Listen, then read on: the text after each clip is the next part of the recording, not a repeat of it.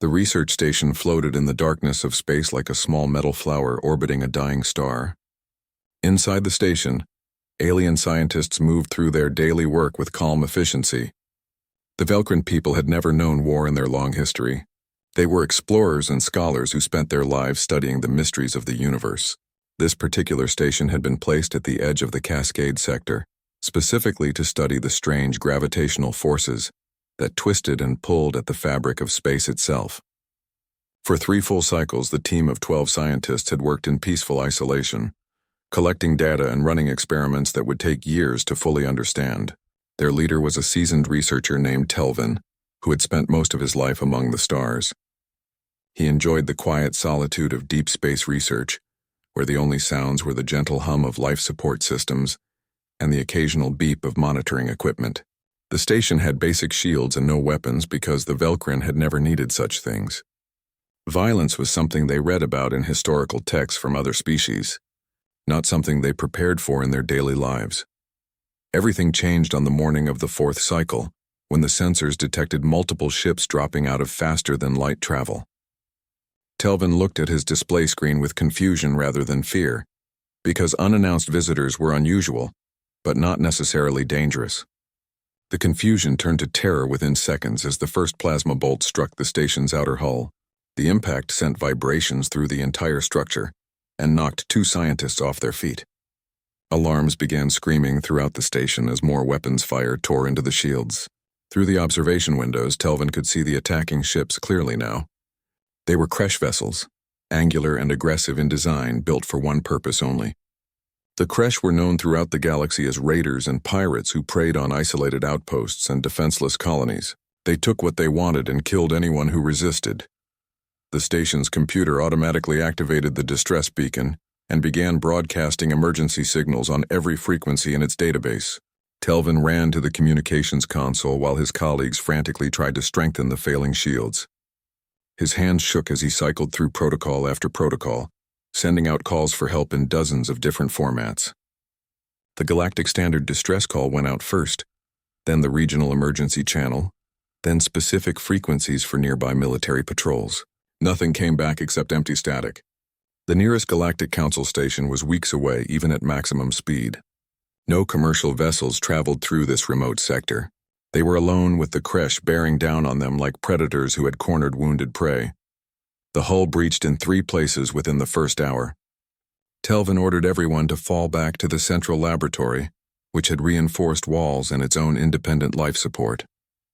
They sealed the doors and tried to barricade themselves inside, but everyone knew it was only buying time. The Kresh wanted the station as a base for future raids into more populated systems. The research and the scientists meant nothing to them. Through the internal cameras, Telvin watched as armored Kresh warriors forced their way into the outer sections. They moved with brutal efficiency, checking every room and corridor. 2 scientists who had been trapped in the sleeping quarters were killed immediately. When they tried to surrender, hours passed in terrified silence broken only by the sounds of the Kresh methodically working their way deeper into the station. Telvin kept sending distress signals even though hope was fading with each passing minute. He cycled through every emergency protocol in the database, including several marked with warnings like deprecated or restricted access or obsolete. One particular frequency caught his attention because it was tagged with a species name he barely recognized: human. The database entry was over 200 years old and contained very little information. It simply stated that this frequency had once been monitored by a species called humanity, who had withdrawn from galactic affairs long ago. Most civilizations assumed humans were either extinct or had chosen complete isolation from the rest of the galaxy. Telvin activated the old human distress protocol anyway because what did he have to lose? He sent out the signal and waited. Nothing happened for several minutes. The Kresh were now directly outside the laboratory doors, setting up cutting equipment to breach the final barrier. Telvin could hear the high-pitched whine of plasma torches beginning to cut through the reinforced metal. He looked at his fellow survivors, seeing his own fear reflected in their faces. They had maybe 10 minutes left before the Kresh broke through. Some of his colleagues were praying to their various deities, while others simply held each other in farewell embraces. Then the communications console made a sound that Telvin had never heard before. It was a response signal. Someone had answered. He rushed to the console and activated the translator. The message was brief, and the computer struggled to convert the ancient human language patterns into something understandable. The words that appeared on his screen were simple but powerful. Signal received. Cavalry inbound. Hold position. Telvin did not know what the word cavalry meant, but something in the tone of that message sent a chill down his spine. It was not the gentle reassurance of a rescue ship offering assistance. It was something else entirely. Something that carried the weight of absolute certainty. In the background of the transmission, Telvin heard sounds that the computer could not properly translate. It registered them simply as multiple engine signatures, but that description felt inadequate. It sounded like thunder rolling across mountains. It sounded like hundreds of massive engines all roaring to life at exactly the same moment. It sounded like something vast and powerful and utterly unstoppable beginning to move. The message had included a timestamp. 40 minutes until arrival. Telvin shared this information with his colleagues, who greeted it with desperate hope mixed with confusion. None of them knew anything about humans beyond vague historical references. They had no idea what was coming or whether it would arrive in time.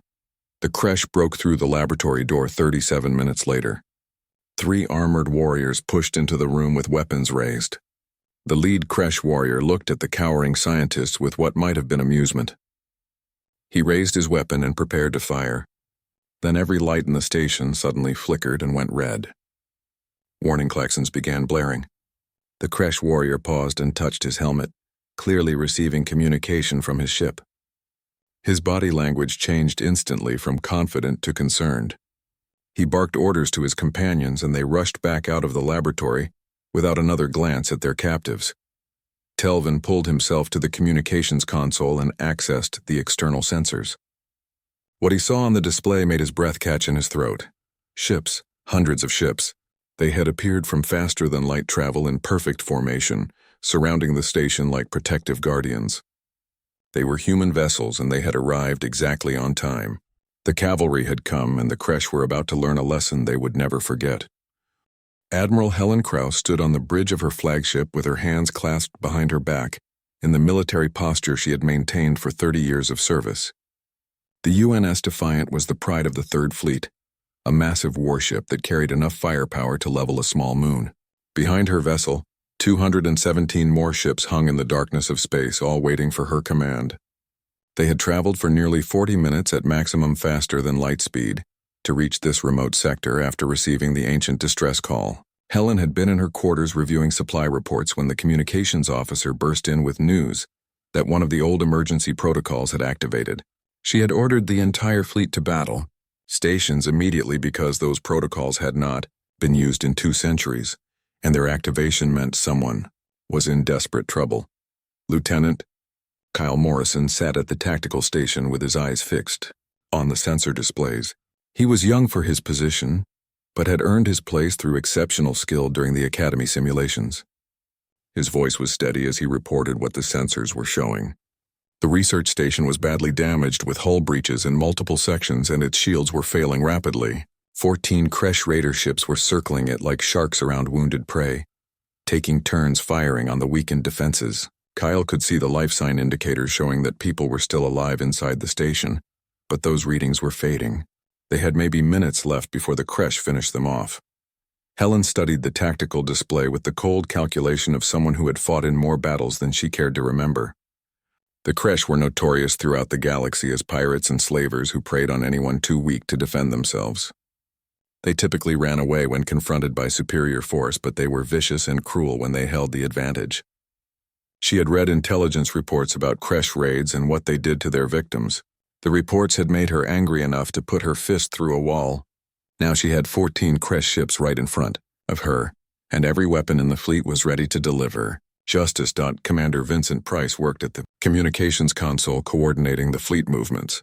He was Helen's second in command and had served with her for 15 years. They understood each other so well that sometimes orders were unnecessary. Vincent sent out the tactical commands, and every ship in the fleet acknowledged instantly. They moved into attack formation Theta 7, which was designed specifically for situations where the enemy needed to be surrounded and neutralized quickly. The human ships spread out in a 3-dimensional sphere around the target area with overlapping fields of fire. No matter which direction the crash tried to run, they would fly straight into human weapons. Captain Danny Green commanded the Defiant from the helm station. He had been flying warships since before some of his crew were born, and he knew every capability of the massive vessel. When Helen gave the order to advance at full military power, Danny's hands moved across his controls with practiced precision. The Defiant surged forward and the entire fleet followed in perfect synchronization. They accelerated hard enough that the inertial dampeners strained to keep the crew comfortable. Within seconds, they were moving at combat speed toward the embattled station. The crash never saw them coming. One moment, the raiders were methodically tearing apart the defenseless research station, and the next moment they were surrounded by enough firepower to crack a planet. Helen watched the tactical display as targeting solutions locked onto every crash vessel simultaneously. The enemy ships were still trying to figure out what was happening when the human fleet opened fire. Railguns launched solid projectiles at a significant fraction of light speed. Missiles streaked from launch tubes with guidance systems that could track a fighter through an asteroid field. Energy weapons painted the darkness with beams of concentrated destruction. 3 crash ships simply ceased to exist in the first volley. They vanished in expanding spheres of superheated plasma and debris. 4 more raiders realized the danger and tried to flee, but human destroyers had already moved to block every escape route. The crash found themselves in a killing box with nowhere to run and no chance of survival. Helen opened a communications channel to the enemy vessels, and her voice carried the weight of absolute authority. She identified herself as Admiral Helen Krauss of the United Nations Third Fleet and gave the crash one chance to surrender. She told them to power down their weapons and prepare to be boarded. She made it clear this was their only warning. The response from the crash commander was a burst of plasma fire aimed directly at the Defiant's forward section. The shot struck the shield arrays and dissipated harmlessly, unable to penetrate the advanced defensive systems. Vincent looked up from his console with a slight smile and quietly observed that the crash had made a serious mistake. Helen agreed and gave the order that sealed the raiders' fate. All ships were authorized for free fire. The human fleet was unleashed. The battle lasted exactly 6 minutes from start to finish. When the weapons finally stopped firing, 11 crash ships were nothing but expanding clouds of debris. 3 raiders had thrown down their weapons and broadcast surrender signals fast enough to save themselves. Human boarding parties moved in to secure the surrendered vessels and take the crews into custody. The Velkrin research station hung in space like a battered survivor stumbling away from a terrible accident. Its hull was scarred and breached in multiple places, but it was intact and the life signs inside were stable. Helen opened a channel to the station and identified herself again. She told the survivors that the Third Fleet had received their distress call and responded. She asked if anyone was still alive inside. The response came in broken galactic standard, the universal language that most spacefaring species used for communication. The translator had difficulty with the speaker's accent and emotional state, but the message was clear. There were 23 survivors and they were confused about who had rescued them.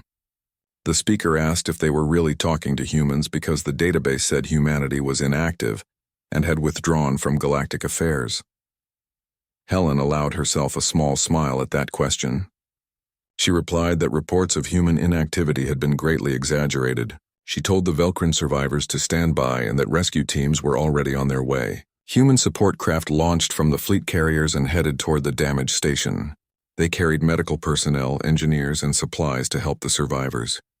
Vincent worked his console to establish contact with Earth Command and inform them of the situation. Helen knew that the High Command would want a full explanation for why an entire fleet had suddenly appeared in a sector where humans were not supposed to be. Operating Vincent confirmed that he was already preparing the report, but he pointed out that Command would probably be more interested in what was about to happen next. Helen asked what he meant, and Vincent gestured toward the long-range sensors. The displays were showing new contacts appearing at the edge of sensor range. More crash signatures, many more. Kyle checked the tactical computer and reported the numbers with growing concern. The main crash fleet had detected the human presence and they were changing course.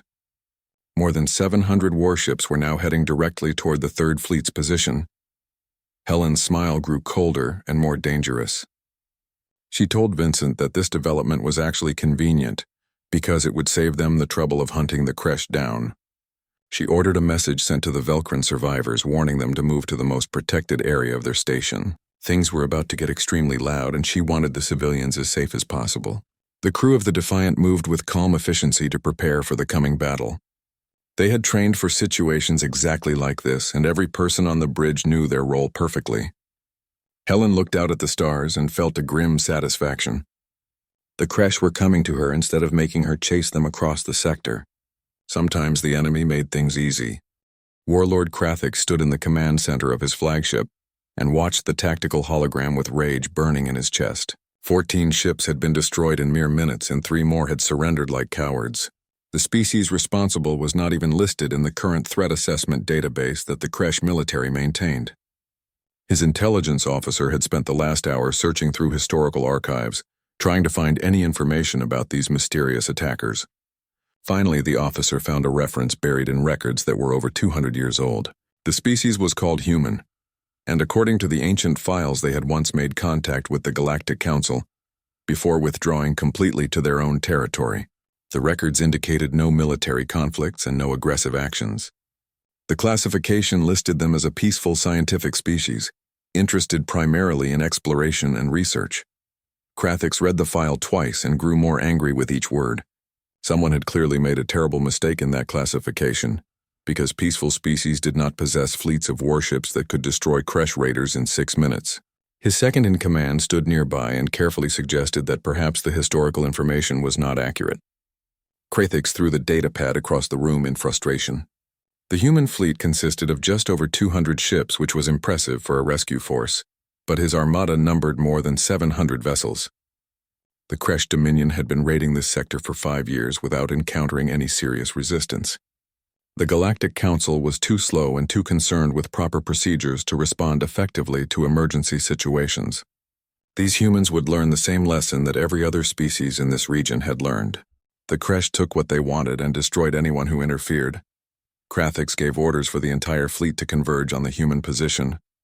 He wanted those ships either captured or destroyed, and he wanted the humans to understand what happened when someone challenged the Dominion. If humanity possessed this level of technology, then their homeworlds would be valuable prizes worth claiming.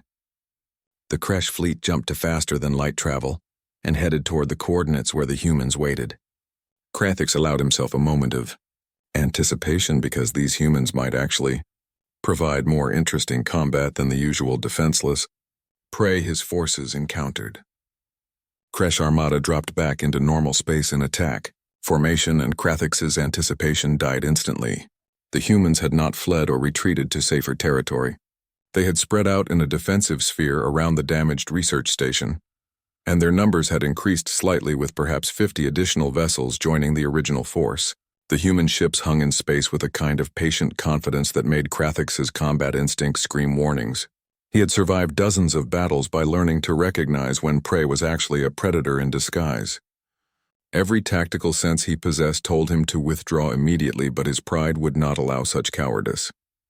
He ordered all ships into attack formation and commanded them to show the humans what happened when someone interfered with the Kresh Dominion. The 2 fleets closed the distance rapidly. The Kresh opened fire first, launching thousands of plasma bolts and kinetic projectiles across the void. The barrage was massive enough to overwhelm most defensive systems through sheer volume of fire. The human shields flickered and flashed as they absorbed the incoming weapons, but they held firm without breaking. Then the humans returned fire, and Krathix realized he had made a catastrophic error in judgment.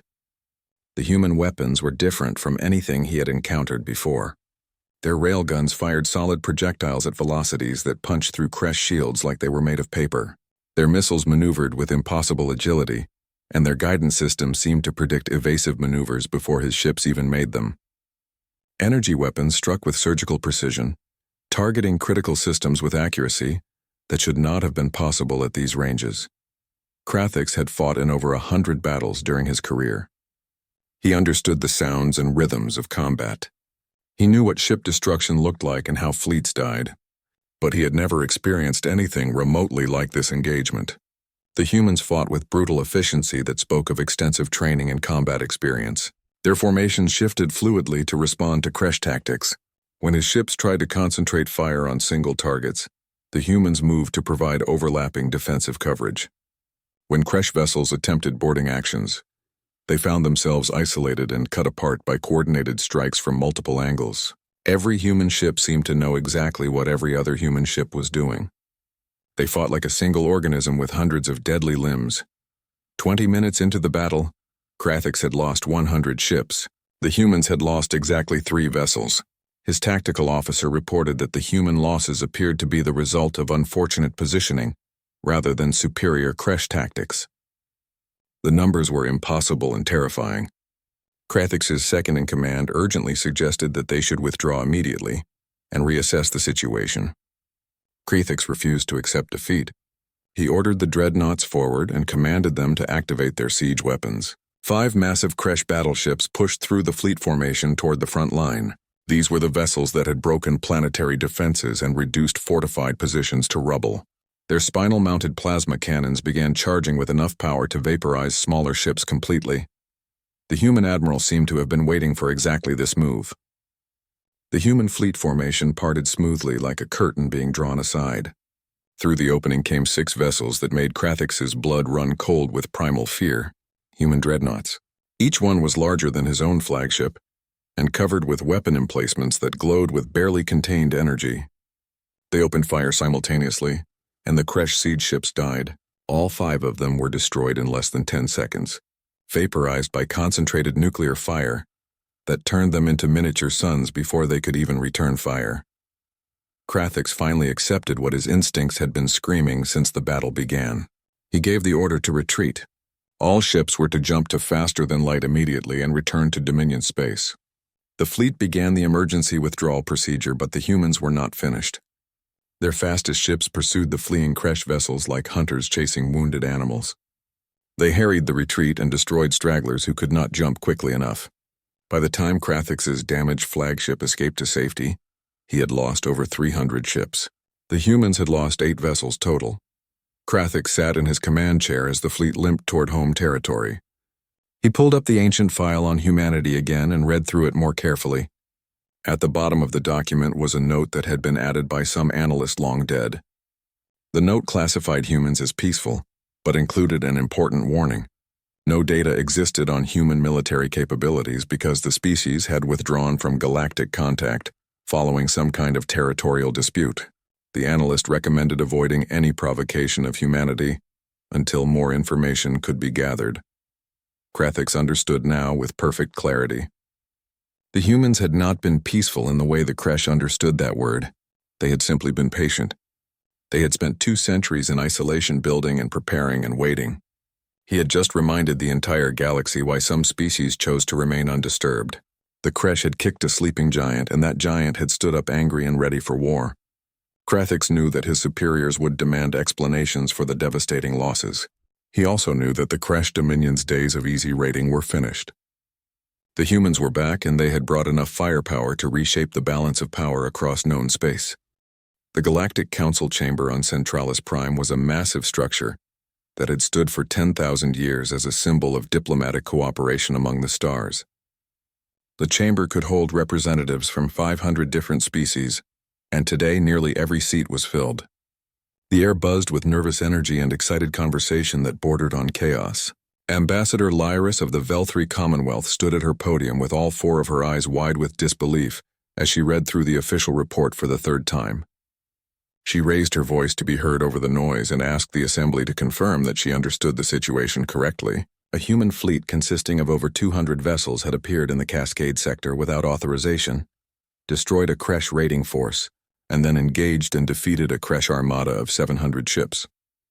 Admiral Helen Krauss stood in the witness circle at the center of the chamber wearing her dress uniform. She had spent the last 6 days coordinating rescue operations and managing fleet deployments across the sector. She looked tired, but her posture remained military straight and her voice was calm and clear. She confirmed that Ambassador Lyris had summarized the events accurately. The 3rd Fleet had responded to a distress call that was broadcast on one of the old human emergency frequencies. She said it simply as though it was the most natural thing in the world. Council Chair Nexum spoke with his crystalline voice that carried a note of accusation. He pointed out that the frequency in question had not been active for 200 years, and that humanity was supposed to have deactivated all emergency channels when they chose isolation from galactic society. Helen responded with patience that clearly required effort to maintain. She explained that humanity had not deactivated anything. They had simply stopped advertising their presence to the galaxy. All emergency channels had remained under constant monitoring. Someone had needed help and the humans had answered. She said that was what civilized species were supposed to do when they heard calls for assistance. A murmur of conversation ran through the assembled ambassadors. Telvin the Velcrin scientist stood from his observer seat and asked permission to speak. When Council Chair Nexum granted permission, Telvin stated clearly that the humans had saved the lives of everyone on his research station. His people were grateful beyond any measure or words. Nexum acknowledged this, but his tone softened only slightly. He said that no one was questioning the valor of the rescue operation, but there were serious concerns about protocol. The humans had brought a military fleet into Council-controlled space without proper authorization. They had engaged in major combat operations without consulting the Council. Reports now indicated that the human fleet had no intention of leaving the sector. Helen allowed herself a tight smile that did not reach her eyes. She corrected the Council Chair and said that his information was not entirely accurate. The Third Fleet was indeed leaving the Cascade sector. They were expanding their patrol routes to include it along with several neighboring regions. The chamber erupted in arguments and shouted objections. Helen waited patiently with her hands clasped behind her back in the same posture her crew had seen 1,000 times. It was the stance of someone who had made a decision and would not be moved by any amount of debate or protest. Council Chair Nexum raised one crystalline hand and called for silence. When the chamber finally quieted, he asked Helen to explain herself immediately. Helen said she would be happy to provide an explanation. She began by stating that humanity had remained in their own territory for 200 years. They had watched the galactic community from a distance with careful attention. They had observed the Kresh raids and the Talvorn incursions and the pirate cartels that preyed on isolated colonies. They had watched the Council issue statements and sanctions and strongly worded diplomatic letters. They had also watched species die while waiting for help that arrived weeks too late or never came at all. Ambassador Lyris protested that the Council had limited military resources. She said they could not be everywhere at once and that response times were constrained by the realities of space travel and bureaucratic process. Helen nodded and replied with two simple words that carried enormous weight. She said that humanity could. The chamber fell completely silent. Helen continued speaking in a steady voice that carried to every corner of the vast room. She said that humanity possessed 17 full fleets, and that each one was comparable in strength to the force she had brought to the Cascade sector. For 200 years, humans had been building and preparing and hoping they would never need to use what they had created. But when that distress call came through, humanity remembered why they had built these fleets in the first place. Not for conquest or glory or territorial expansion. For moments exactly like the one at the Velcrin station when someone somewhere needed help immediately and could not wait 3 weeks for proper authorization forms to be filed and processed. The silence in the chamber was profound. Helen continued with growing intensity in her voice. She explained exactly what was going to happen next. The Third Fleet would remain in the Cascade sector and surrounding regions. They would expand patrols into areas that had experienced increased raider activity. They would offer protection to any station, colony, or vessel that requested assistance. They would respond to distress calls regardless of whether those calls were specifically intended for human forces. Council Chair Nexum stated flatly that the Council could not authorize such actions. Helen replied that humanity was not asking for authorization. They were informing the Council as a courtesy. Humanity was resuming an active role in galactic affairs. The Council could choose to work with human forces or they could file formal complaints. But while the Council debated and discussed, human ships would be out in space making sure that what happened to the Velcrin station never happened to anyone else. Helen reached into her uniform pocket and removed a small data storage chip. She placed it on the platform in the center of the witness circle. She explained that the chip contained updated information about human military capabilities, fleet deployments, and communication protocols. She suggested strongly that the Council review the information carefully. They would find detailed documentation of humanity's new policy regarding piracy, slavery, and unprovoked aggression. She said that humans were happy to coordinate operations with Council forces, but she wanted to make one thing absolutely clear. Humanity was no longer sitting on the sidelines watching others suffer. As Helen turned to leave the chamber, Telvin spoke again. He addressed her directly and thanked her on behalf of his entire species. He said that humans could have ignored the distress signal. They could have let the Velcrin die alone in the darkness. But they had not done that. Helen paused and looked back at the Velcrin scientist. She said that someone had once told her that humanity's greatest strength was not their technology or their military tactics. It was their complete inability to hear a cry for help and do nothing about it. She called it an old habit that humans had never been able to break. Helen walked out of the council chamber to stunned silence. Outside the building, Commander Vincent Price waited with a transport shuttle ready to return them to the fleet. Vincent asked how the meeting had gone. Helen replied that it had gone about as expected. The council members were terrified and grateful and angry all at the same time. She predicted they would eventually accept the new situation. Vincent asked what would happen if the council refused to accept it.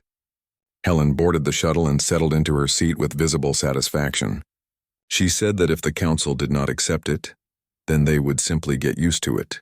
She ordered Vincent to plot a course back to the Defiant. There were patrols to organize and distress frequencies to monitor, and a galaxy that needed protection. Vincent acknowledged the orders and said it was good to have humanity back in the galaxy. Helen looked out the viewport at the countless stars beyond and agreed. It was very good to be back. 3 months had passed since humanity returned to active galactic affairs, and the effects rippled across known space like waves spreading from a stone dropped in still water. Captain Lisa Grant stood on the bridge of the UNS Vigilant, a Frontier-class destroyer assigned to patrol duties in the outer fringe territories. Her ship was one of 40 spread across a region that had suffered more than 50 pirate attacks in the previous year. In the 12 weeks since human patrols began, there had been only 2 attempted raids. Both attempts had ended very badly for the raiders who made them. Lieutenant Paul Anderson called out from the communications station that they were receiving a distress signal. A convoy of civilian freighters was under attack at bearing 273 and distance 40 million kilometers. Lisa immediately ordered battle stations and told the helm to engage maximum speed. The tactical officer began calculating target solutions before they even completed the jump to faster-than-light travel. The Vigilant leapt forward through space and covered the distance in less than 4 minutes. They dropped back into normal space to find 3 pirate corvettes harassing a group of unarmed cargo transports. The pirates spotted the human destroyer immediately and broke off their attack. The 3 raider ships scattered in different directions trying to escape. Lisa ordered pursuit of the lead corvette and told her crew to send a clear message about what happened to pirates in human-patrolled space. The Vigilant caught the fleeing ship within minutes and disabled its engines with a single precision strike from their railgun. Human boarding parties secured the vessel and took its crew into custody for transfer to council authorities. The other 2 pirates escaped, but Lisa knew they would spread the word quickly. Anyone who attacked a convoy in human-protected territory could expect a destroyer on top of them before they finished stealing their first cargo container.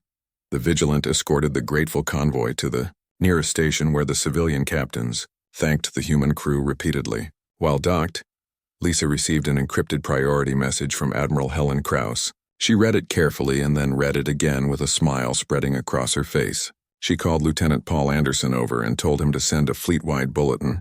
The Galactic Council had formally recognized humanity's security operations throughout the outer territories. They were now requesting that human patrols expand into the Tarvos sector as well. The military operations that had been called unauthorized just 3 months ago were now officially designated as essential. Peacekeeping activities. Paul observed quietly that the council had certainly changed their tune quickly. Lisa agreed and asked him for the current statistics.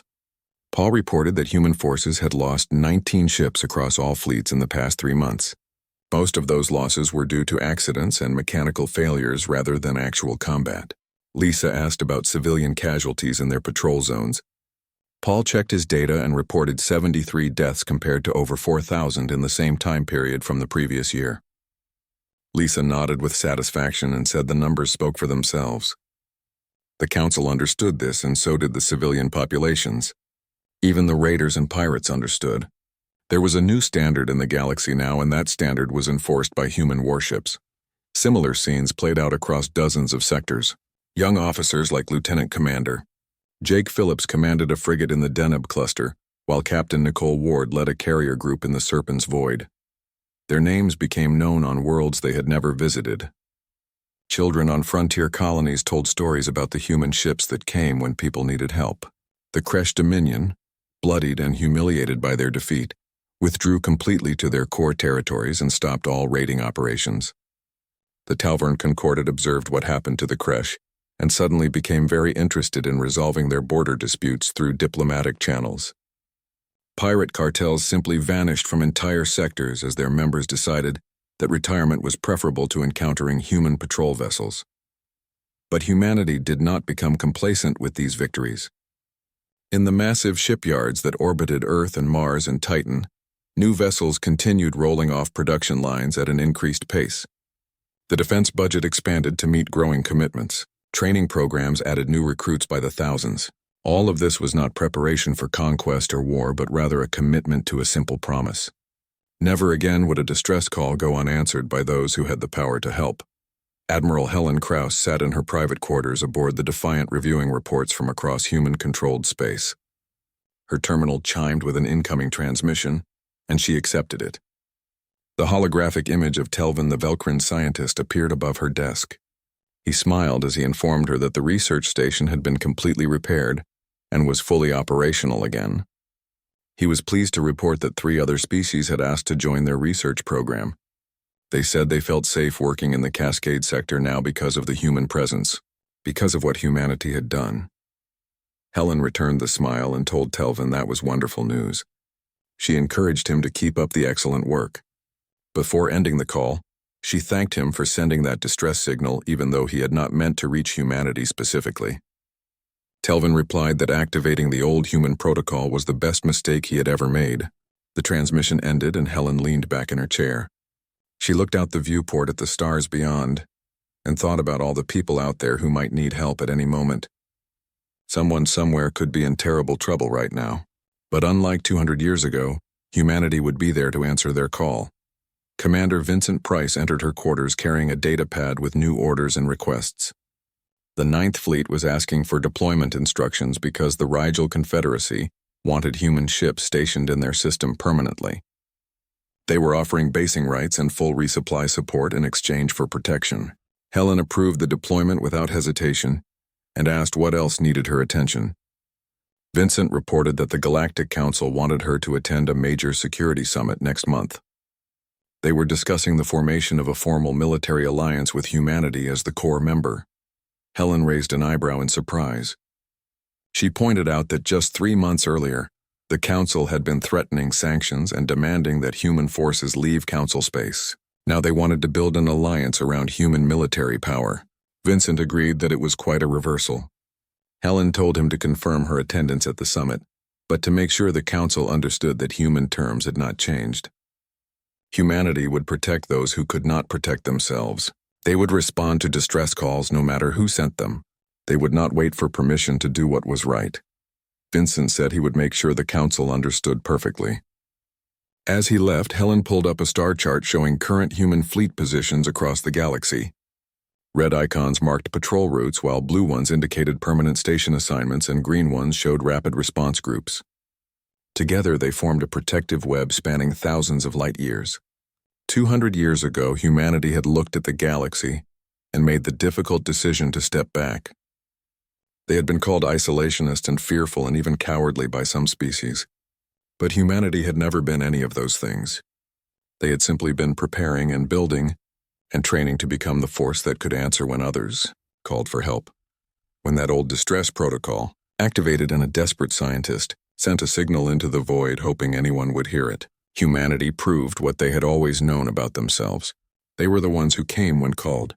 They were the shield that stood between the innocent and those who would harm them. The galaxy had forgotten about humanity, but humanity had never forgotten about the galaxy. Now they were back, not as conquerors or merchants, but as protectors. They did not mean to call humans, but a human armada answered, and that simple fact changed everything.